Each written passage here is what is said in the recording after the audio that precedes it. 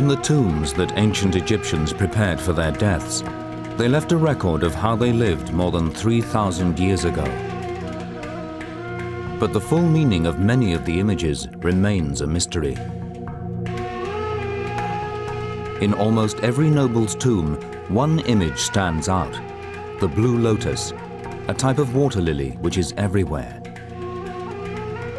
But why should the lotus be associated with the dead?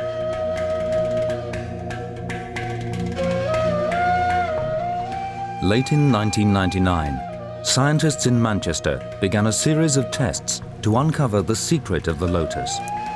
They were looking in part at the flower itself.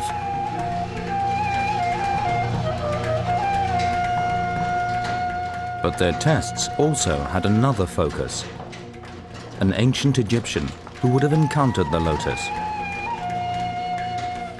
A mummy, 3,000 years old.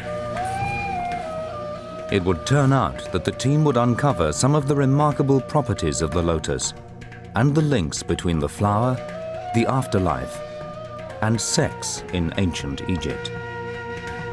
People had looked at the pictures in the tombs, and they predicted certain things, but we've actually got evidence now. Now the speculation can be laid to one side and we can actually go after the hard evidence, the proof, and discoveries such as this are very, very important.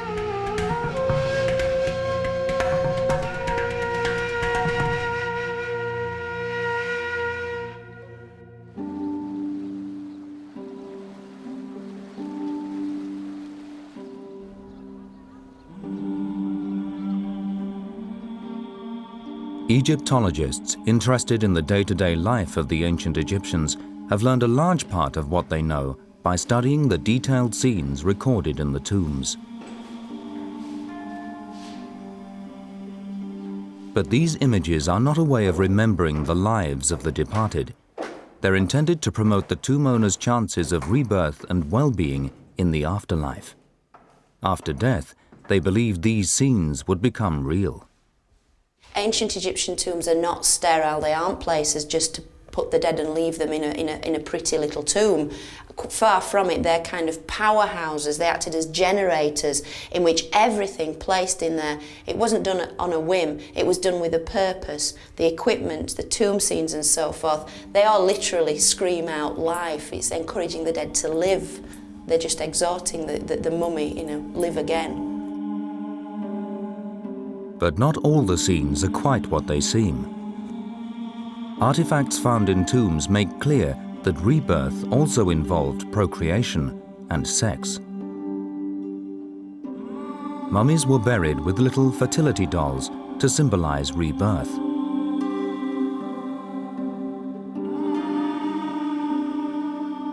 Male mummies were often buried with artificial phalluses.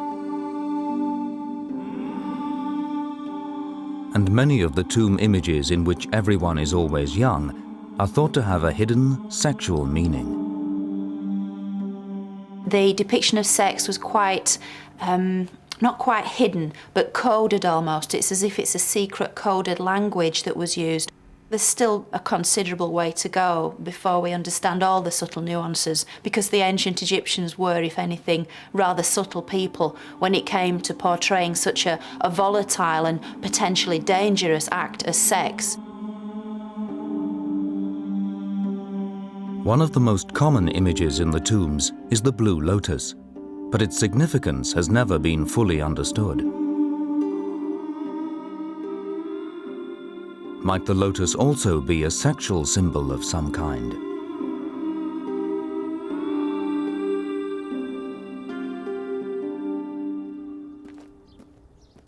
Egyptologist Lisa Manakeh has been investigating the blue lotus and its connections with both love and sex.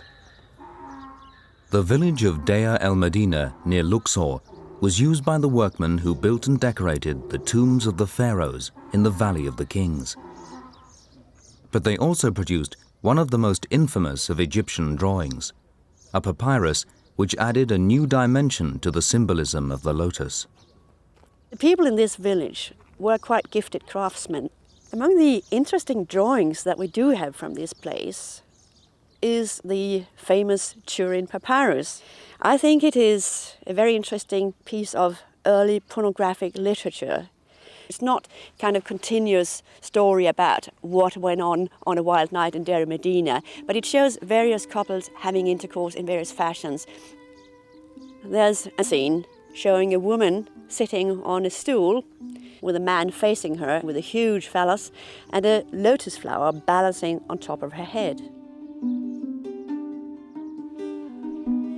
In one of the other scenes, the woman seems to be managing quite well on her own because she's sitting on top of an inverted pot with a pointed bottom, enjoying herself in that way. Again, with a huge lotus flower on top of her head.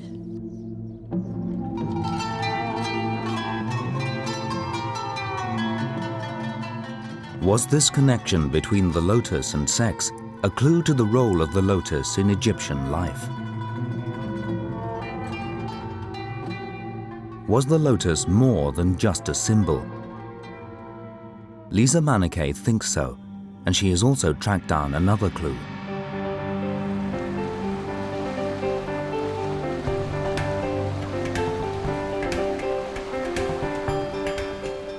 "100 kilometers upriver from Luxor is a temple known as Edfu. Here there is evidence which suggests that the significance of the lotus is based on some undiscovered properties of the plant. Lisa Manakeh has tracked down a piece of text in the temple which could make sense of the lotus's central importance in Egyptian life. In the Temple of Horus, the walls are full of pictures showing the king offering to the god. Quite often he would offer a lotus flower, but the accompanying texts suggest that the lotus may have had narcotic properties. The king speaks about the lotus flower to the god, and he says, "When you look at its brilliance, your eyes become dynamic or imbued with dynamic properties. When you breathe in, your nostrils dilate." And I think this is a very good description of a person sniffing narcotic substance.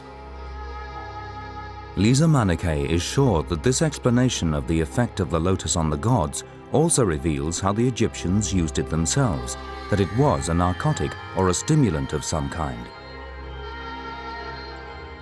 There are hints in the tomb paintings that this is true. Here too, the lotus is often being sniffed.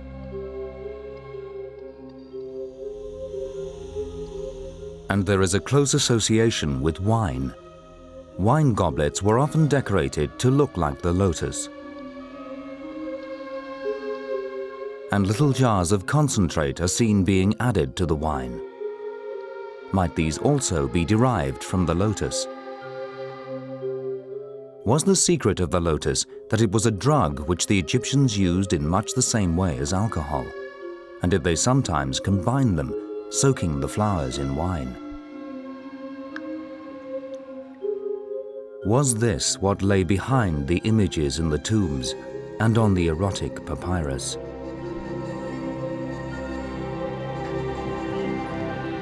In Manchester, they now plan to find out. If the Egyptians had been taking drugs, they hoped that this mummy would reveal the evidence. She was at the center of a research project to establish the truth about the lotus and other mysteries of Egyptian life. The team was led by Dr. Rosalie David, keeper of Egyptology at the museum. The mummy came into the Manchester Museum in 1825. She was given to the museum by two private individuals, together with two wooden coffins. And from the inscriptions on the coffins, we know that her name was Asru and that she was a singer, a chantress in the temple at Karnak. Unfortunately, there's a great deal we don't know about the mummy. Science, we hope, will reveal the truth about the lives of the ancient Egyptians. You know, you need to go there. Ken. Just there. Yeah. Asru's wrappings were removed by her owners in the 19th century. That made access to her skin and organs, the key to the experiments, much easier for the scientific team. Does it feel quite solid? It's very hard. On Well, you can hear it. I think you're on the Yeah. bone, really, there. got a small amount of tissue. That's some tissue from the close to it. It would have been quite nice to have got The team planned to obtain a number of minute samples of uncontaminated tissue from inside Asru's body. Yeah. They would search for any signs of the lotus or drugs of any kind which Asru might have been taking, perhaps for recreational purposes or possibly for ritual or medicinal reasons. There's no evidence that the Egyptians used narcotics until very much later, but no one has ever examined a mummy with the range of new technologies they now planned. It's very gungy, Resins. As well as Asru's tissue, they also needed hair samples. Since drugs slowly accumulate in hair, these can reveal drug use over a long period. However, finding hair on Asru was not a simple task. Her head had been shaved, and the only hair they could find was body hair. I'll take some hair and then I'll take a biopsy. Yes, we could call it Just pubic hair. pubic hair. It's a lot. It was Asru's role as a temple chantress, which meant she had to be shaved. Removing hair, wearing wigs instead, was thought necessary for ritual purity. Her coffin explains she lived in Thebes, now known as Luxor, the religious capital of Egypt. 1,000 years before Christ, near the end of the New Kingdom, she worked in the Karnak temple. But as a temple chantress, Asru was also an ideal subject for the scientific study. Here she would have come into regular contact with the lotus. As at Edfu, the lotus appears to have a central importance. Lotus symbols are everywhere. Records indicate that a chantress was a kind of part-time priestess, a high-born noble who would live here for weeks at a time. 3,000 years ago, it would have been very different. It would have been a very dark place in this inner part of the temple, full of colour, full of life. The floors would polish silver, the walls would be adorned with fine gold and lapis lazuli. These jewel-like colours would be heightened by the shafts of sunlight, and the use of incense and sweet perfumes would absolutely suffuse the whole building. Asru's role, with the other chantresses, was to support the priests in looking after the deities in the temple. This included bringing offerings of the lotus flower. In the morning, they would chant to wake the gods.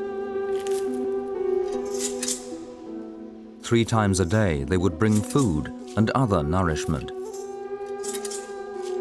They would fetch the clothes with which the gods would be dressed by the priests. And throughout the day, they would perform for the gods with singing and dancing.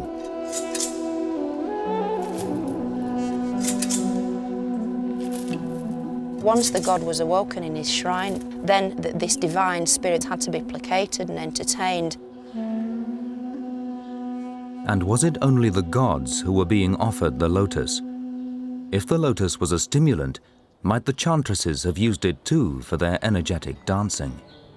You do manage to get an idea of the vigour that many of these rituals would be performed with. We have back bends, back flips. You see the long wigs hanging down beneath them. And we can see here a very, very lively scene. These female dancers really shown in an energetic pose.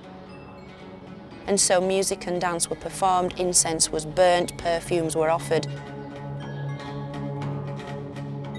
But whether the chantresses and other ancient Egyptians were also using drugs is a mystery which remains to be resolved.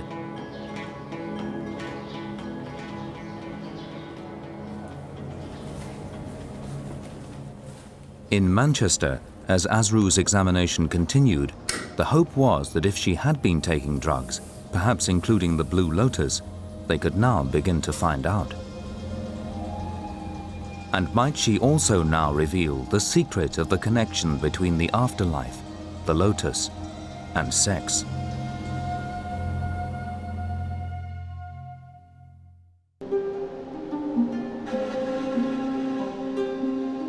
In Manchester, the detailed examination of the mummy Asru was underway. They hoped to discover if the ancient Egyptians used drugs like opium and cannabis, and in particular, the blue lotus.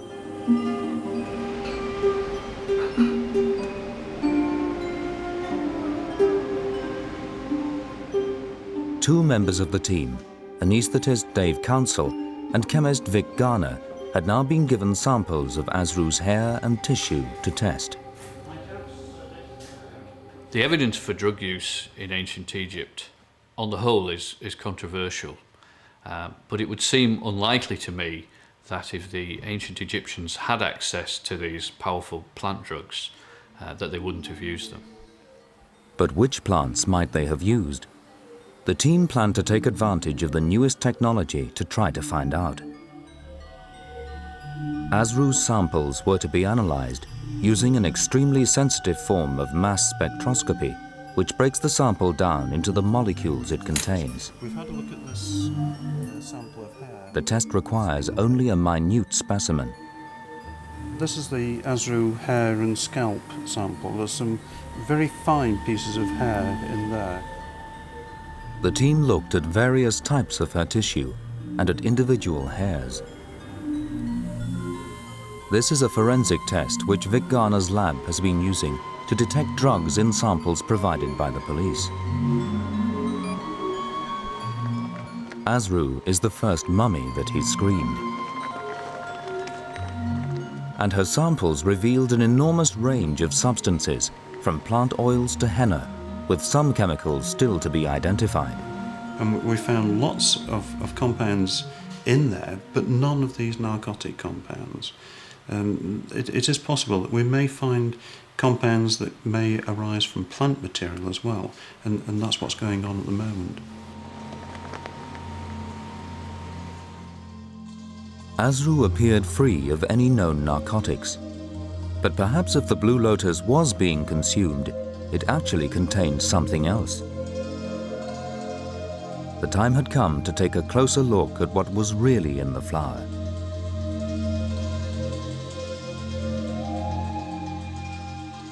Finding a flower to test is difficult, since the plants are now very rare and hard to find even in Egypt. One of the few places thought to have the plants, conveniently for Dave Council and Vic Garner, is Stapley Water Garden in Cheshire.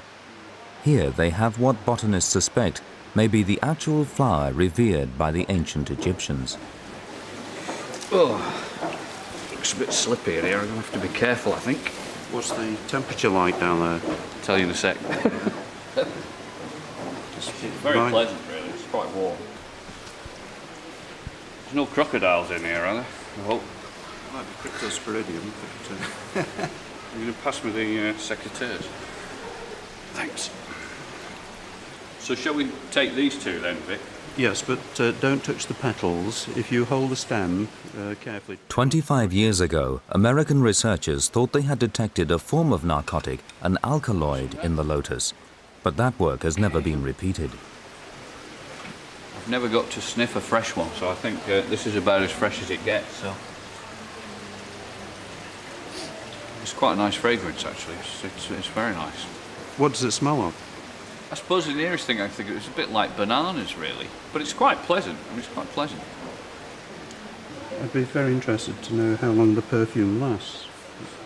I wouldn't smell it for too long, though, Vic, because the ancient Egyptians, one theory is that they used to get high from sniffing it.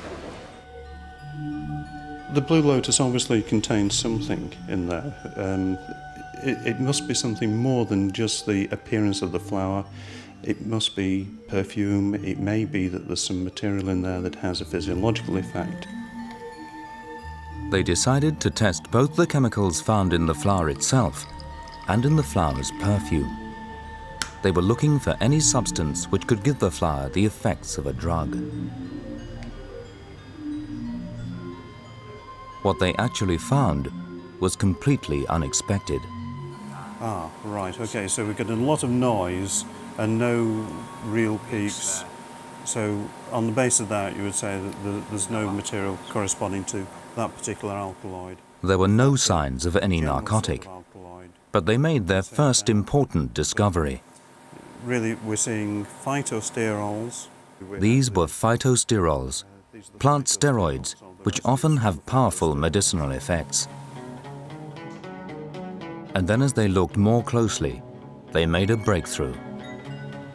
We kept on with our analyses. We've used a different type of analysis and we've found some material that could have an effect. This is now very exciting. A different type of liquid-based mass spectroscopy was able to detect molecules too big to show up before. What they found were substances called bioflavonoids. These are chemicals which are responsible, amongst other things, for the coloring of plants, but they're also known to have important uses as drugs. And in the lotus, there were 3 bioflavonoids. It was the combination of all the chemicals they'd now found which might give the lotus powerful physiological effects. Combing the literature, they looked for other plants with a similar chemical makeup, and it was the 3 bioflavonoids which proved the key. They're very common in the plant kingdom. They're responsible for a lot of colours and so forth, but they also occur in a lot of preparations that are used to this day, like ginseng and also ginkgo biloba. Ginkgo biloba is a leaf extract now widely used to stimulate blood flow and improve mental alertness. And when they analysed it, the results were startling. When we compared the data from the ginkgo extract and the blue lotus extract, we found several points of similarity. There are so many points of similarity that we think that the effects of these 2 materials may also be similar. The health benefits of ginkgo have been known about for centuries, so might the Egyptians have used the lotus in a similar way? Was this why they might have soaked the flowers in wine? They arranged to see an expert who could tell them exactly what effects the lotus would have had.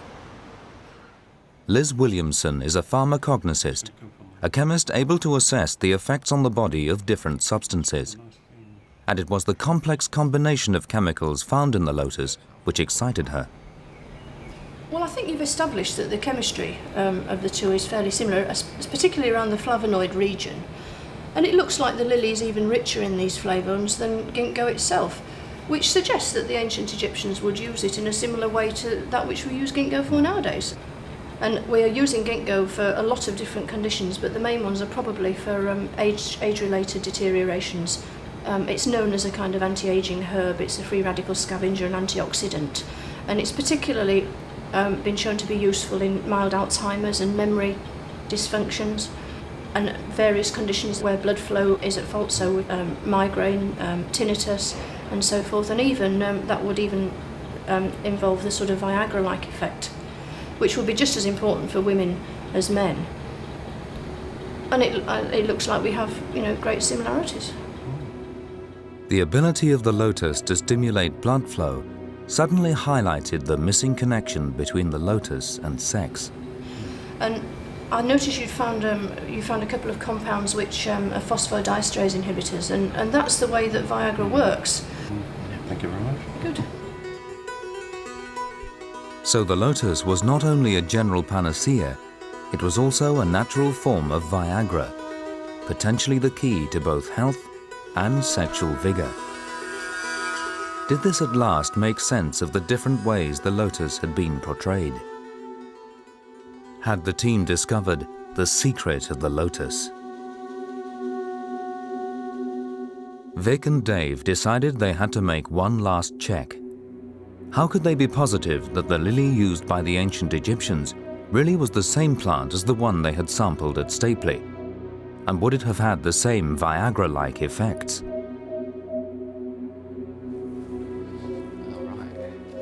At Kew Gardens, in addition to their collection of modern water lilies, they also have priceless samples of the Egyptian blue lotus itself, dating back to the pharaohs.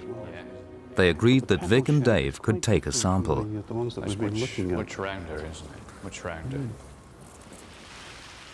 In the grounds, they passed one of the oldest ginkgo biloba trees in Britain. Botanically, this seems a very long way from a water lily. Did the blue lotus of ancient Egypt really have the same properties? You can see why it's called biloba. Yeah, the two lobes and the leaves, really. And you see it's a very leathery leaf. Yeah, very old plant supposed to be, isn't it? A bit of a throwback. Well, you actually see things like this in Carboniferous fossils. Yeah, yeah. Can you smell anything on it? No, doesn't really smell much, does it? In Kew's underground archive are thousands of dried specimens collected from all over the world. Egyptian specialist Nigel Hepper led them to flowers and wreaths which had come from Egyptian tombs. One with the blue water lily. There's not much doubt about that, is there? that's No, fantastic, it's been taken off the one underneath and remounted. Petals, they're absolutely exact. That's from the coffin of Ramses II. Right. Now, it's the other one here in another drawer. This is the one that we probably can use. This is from Hawara. It's excavated by Sir When this wreath was first assembled, it would have been a colourful arrangement of blue, yellow, white and green. Now it needed the eye of an experienced botanist to identify the blue lotus amongst the dried petals. We can't use any that's actually still fixed in the wreath, but there are some here. Yes, look, there's a nice bit. Oh, lovely, yeah. And I'll put it on there. We don't want to take any more than necessary, really, so Right. we can just trim a small amount There's off. a pair of forceps. Off there. Lovely. Thank That's you very great. much. There's the Kew sample. Thank you very much, yeah. Back in the lab, they could now check if the flower of the pharaohs really had the same chemical fingerprint as the modern plant they'd tested. You think you're good enough there for the experiment? Yeah, I can get good results out of 1 milligram of sample. You can get any results, that would be very useful. And when they compared the ancient petal from Kew with the modern petal from Stapley, even they were surprised at the match. This is the trace for the Stapley petal, the modern petal.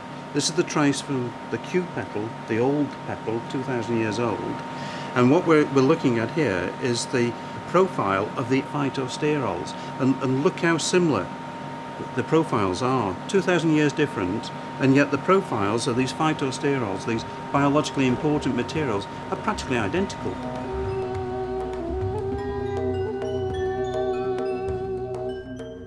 There could be little doubt that the lotus known to the ancient Egyptians would have had the same properties as the modern plant. But did the ancient Egyptians consume it? Was it really their Viagra?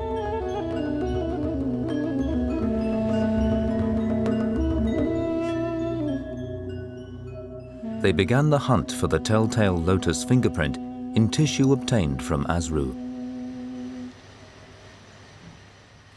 To date, they've found nothing certain, but some unidentified peaks could be byproducts of the lotus. And the discovery that the lotus has Viagra-like properties has already given a new significance to the many images of the flowers seen in Egyptian tombs. The images of the lotus now fitted perfectly as part of a complex sexual code which Lisa Manakeh has been deciphering. A code which highlights the importance of sex as the key to rebirth in the afterlife. To be reborn was something that the ancient Egyptians were really obsessed with. And that means that sexuality has a very large part to play in this. For instance, the persons are all in their best age, their reproductive age, and often they are very scantily clad, or their garments are quite transparent. Also, scent is very important. Scent underlines sexual matters in all civilizations, and the people here are being anointed with costly oils and perfumes, and they even have lumps of the precious scent placed on top of their heads to show us and to show the other ancient Egyptians how nice they all smelled. And now it seemed that the lotus too, the most common image in the tombs, could also symbolize sex. They wear lotus garlands around their necks, Some of them would have lotus flowers decorating their hair. They hold lotus flowers in their hands. The lotus flower is all over the place. As a sexual symbol, the lotus could become the key to an extremely elaborate sexual code. There are lots of plays of words from word to picture and picture to word. For instance, there's a very interesting play of word on the word to ejaculate, seti, and the word to pour. And incidentally, the word for scent is written with the very same three letters, S-T-I, seti. So all this underlines the sexuality of the scene. For the dead, the lotus would stimulate rebirth just as it would be a sexual stimulant for the living. It's a very interesting discovery and does have significant ramifications in our understanding of why the ancient Egyptians used the lotus, the image of the lotus, so frequently. And it's interesting now to point to something and say this is obviously where it began. This is one of the means by which they made themselves happy.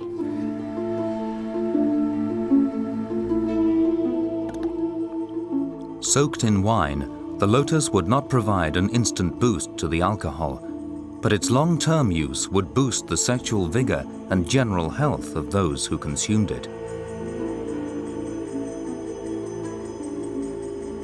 I think we really have got to the key for the use of the blue lotus, and in my opinion, the blue lotus was not used as a source of narcotics. I think it was used for its beauty, for its perfume, and if it has the added advantage of giving you a feeling of well-being when you drink an infusion, an alcoholic infusion of this flower, well, that's everything that the pharaohs needed, really, isn't it?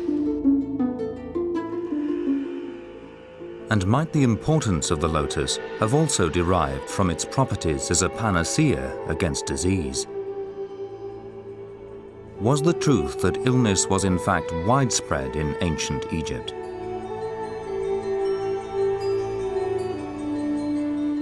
As the team continued their examination of Asru, might she provide some answers?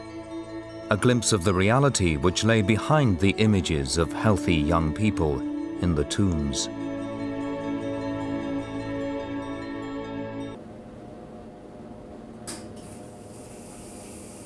Asru was now undergoing a full medical examination. It was part of the team's attempt to establish the truth about disease in ancient Egypt.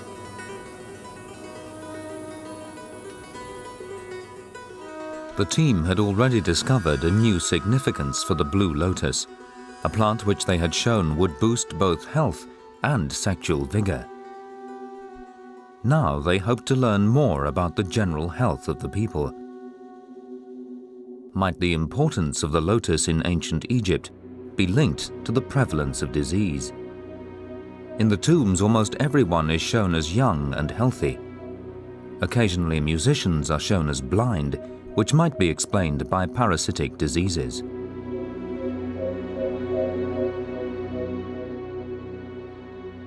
But in surviving medical papyri, it's usually impossible to identify the illnesses described or to establish how prevalent the diseases were.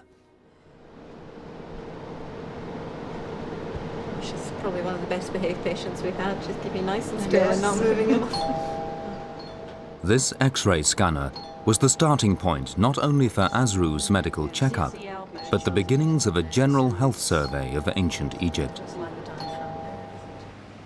Together with the slides being prepared from Asru's tissue samples, they began to reveal just how misleading were the images in the tombs.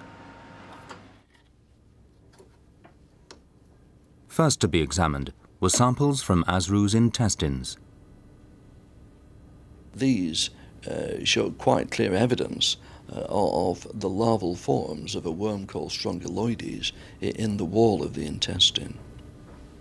You get the worm by walking in contaminated water or contaminated mud. The mud contains immature forms of the worm which are able to penetrate the skin of the feet or hands, and then they get into blood vessels in the body, they get into the veins and travel to the heart, where they then in fact get into the lungs. From the lungs they climb up your windpipe to the back of your throat, and then you swallow them, and in the intestines they develop into the adult forms. If Asru had this disease, and we know that she did, she'd tend to develop diarrhea because of the irritation, and because there might well be some bleeding associated with that, Asru might well have been anemic at the time of her death. They also detected sand in Asru's lungs and the scarring of the tissue which the sand had caused. This is a disease called sand pneumoconiosis, still found in desert populations today. Asru would have had great difficulty breathing before she died. Asru was distinctly unwell. She had evidence of quite distinct diseases. Certainly, the combination of them would make her weak, might have made her breathless, and in fact ultimately led to her demise. Through Asru, they were now getting a glimpse of diseases which would have affected the general population. It gave a stark insight into the reality of life at the time and highlighted the significance of a panacea like the lotus in ancient Egypt. And it was just the beginning. Asru's X-rays revealed the enormous range of illnesses people suffered from, how very different life was from the idealized version in the tombs. Asru was far from young and healthy when she died. In the distal joints of the fingers, there are osteoarthritic changes, and these are degenerative joint disease, indicating that she's likely to be an elderly woman, certainly older than 50. Yes. This joint is ankylosed, and this would be indicative of an infective arthritis, a septic arthritis. She might have played a harp, so could this have been connected? Well, if that involved a lot of movement of the phalangeal joints and the fingers, then one could imagine that it would do, because osteoarthritis is related to wear and tear on joints. It was clear that Asru would have been living a life of pain. As well as everything else, she had a fractured vertebra in her spine and a badly slipped disc. Or wedged, it's bulging backwards into the spinal canal. Could she have had this as a result of her activities as a temple dancer, do you think? I suppose that depends on how energetic that is. But And there was an important discovery. Signs that Asru may have had another, far more serious disease. What that is. And that looks very much like the bladder wall, which has calcification in it. And if one saw that in a contemporary X-ray, with extensive calcification of the bladder wall, one would think of schistosomiasis as a cause for that appearance. She was from an upper-class background, and maybe this contributed to her fairly lengthy life, because she probably had the best diet available and a relatively relaxed lifestyle. She would not have been engaged in housework, there would have been servants in the house and so on. But we also know from this evidence that she had a painful life, diseases that would have brought her physical difficulties. As they sought to understand how many of Asru's diseases might have been widespread, probably the most significant discovery was that Asru may have had schistosomiasis. Until recently, this parasitic disease, also called bilharzia, has been the scourge of modern Egypt. And Rosalie David now needed to establish if it was a similar plague in ancient times.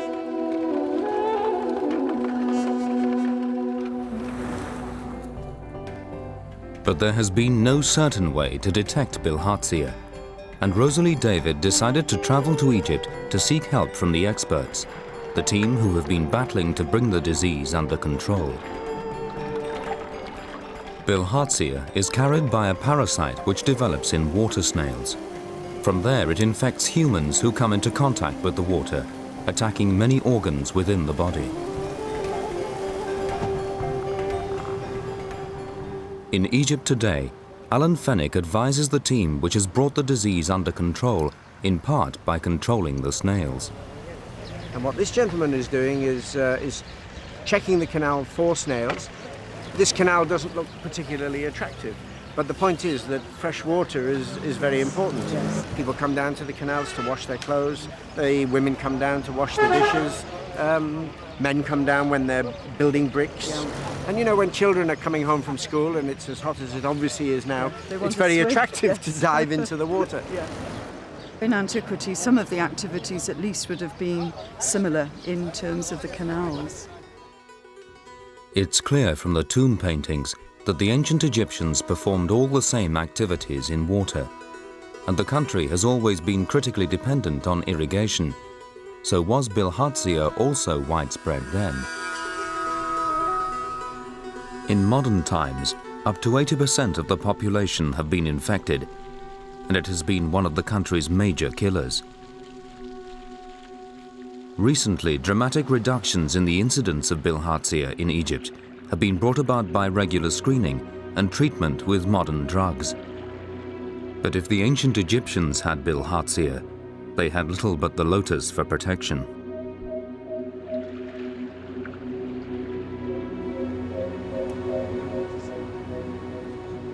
So Rosalie David had brought with her to Egypt samples from several of the Manchester mummies, including Asru, so that they could subject the mummies to the modern screening tests now being used to detect bilharzia.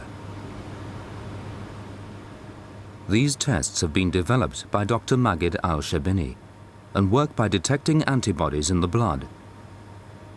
So the first task was to liquefy the dry mummy samples.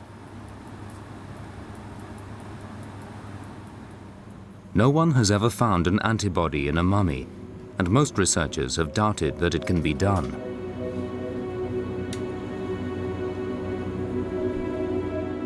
But to Rosalie David's surprise, one of the tests came out positive. It was the first time an antibody had been detected from ancient Egypt, and it was an antibody against bilharzia. As you can see now, while we're doing the development, is that here is the positive reference samples. Yes. And if you can see in tissue sample number 3, we can see that there is some reactivity, which comes up, a faint reactivity, but there is activity there. So if this is actually the case, then these are antibodies which are 2,000 years old. Yes, these still are present. Yes, antibodies extracted from the tissues, and they are still live and active, and they are giving us this reactivity here. So this is a first. Absolutely. The finding of this first active antibody from ancient Egypt was clear evidence that the people also suffered from this debilitating and lethal disease.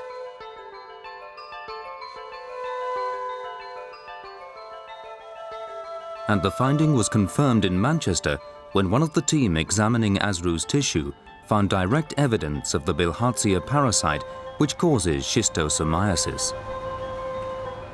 We tested Asru for any evidence of schistosomiasis within bladder tissue that had been endoscoped from her. And this is showing a section of that bladder tissue that's been stained.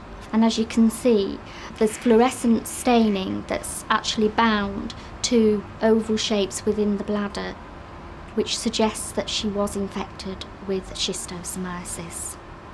It's very exciting to find evidence of this disease in Asru. It shows that even somebody of the upper classes could fall prey to this particular disease. It's very likely that the chantresses had to undergo some kind of ritual ablution, bathing in the sacred lake. This could be the way in which she came into contact with a parasite that causes schistosomiasis. If even people like Asru could get the disease, it's likely to have been common amongst the population at large. If you think of a large proportion of the population suffering from this disease, they would have been functioning below par. And they created these wonderful buildings, had this marvellous civilization. That says a great deal, I think, about how they achieved so much, even despite their state of health.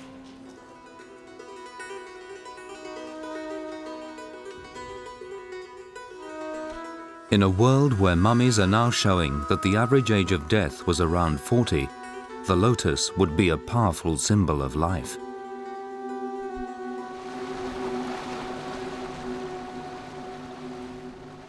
As this picture of ancient Egypt was coming together, Rosalie David now travelled down to Luxor to look again at the images in the tombs.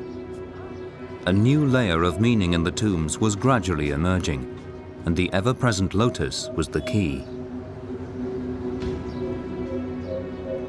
I think the fact we know more about the lotus from our scientific studies does really give you a different view of the tomb scenes. You can look beyond the pictures and the beauty of the scenes, and it gives you an insight into perhaps what they were hoping for in the afterlife. The lotus could now be seen as a potent symbol of both rebirth and long life in a world which was actually dominated by disease. Although we always, I suppose, surmised that they had illnesses, it's a great contrast now to have this hard evidence and to look at this in relation to these paintings which show such a different, idealised world. Asdru probably would have been represented in this very elegant and idealised way, but the physical reality is very different from this.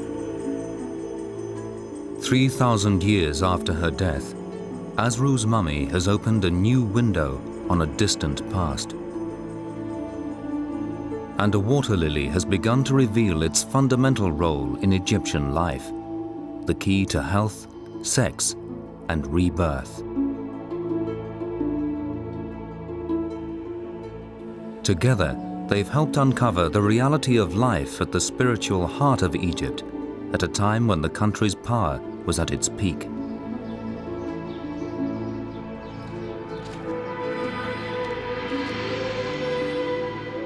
Now the team in Manchester plan to complete the last stages of their work with Asru, using the images of her skull to reconstruct what she really looked like, the reality which lay behind the images in the tombs.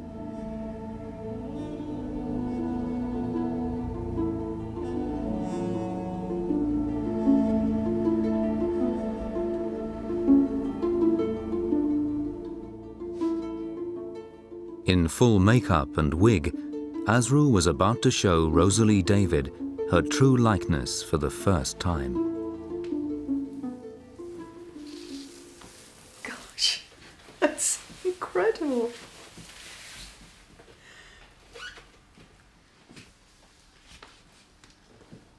And she looks, I suppose, as somebody aged about 60.